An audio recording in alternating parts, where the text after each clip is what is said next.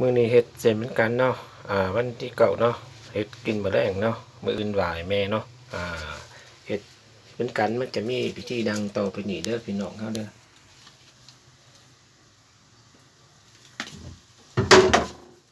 แป้งเนี่ยเฮานี่กวนก่อนสีมันจะเป็นแนวนี้กวนน่ะมันจึงเหนียวกวนเป็นก้อนคือสิเด้ออันว่าอยากให้มันเหนียว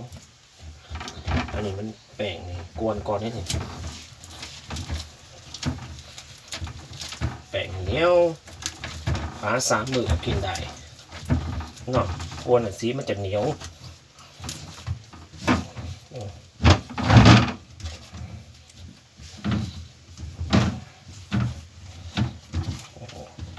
เดี๋ยวมันถือสูตรนี่สีมันเหนียว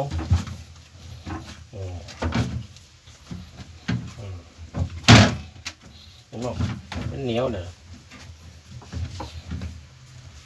มันใส่มือเอามันใส่จักรมันเหมือนเห็ดด้วนงอนเหนียวแหนมเนาะเหนียวเนี่ยเด็เป็นแหนมเนาะอันนี้เขากับบริสุทธิ์เอากิ่งมากเด้อปลาใบอยู่ไหนเอา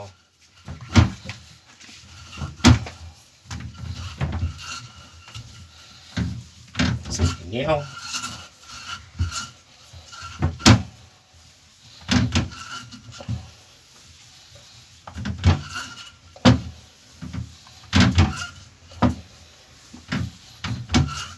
ปลา3 มื้อกินไหนนะเส้นข้าวเห็ดเนี่ย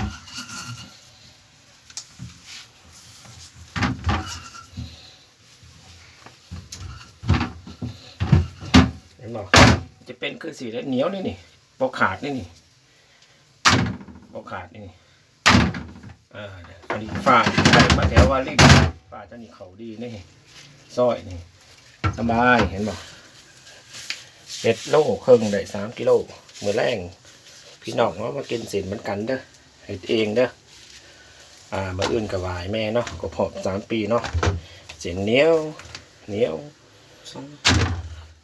แซ่บใส่ฝาโตนี่เด้อฝาของแท้ซื้อมาแต่วารินนี่อันนึง150 บาท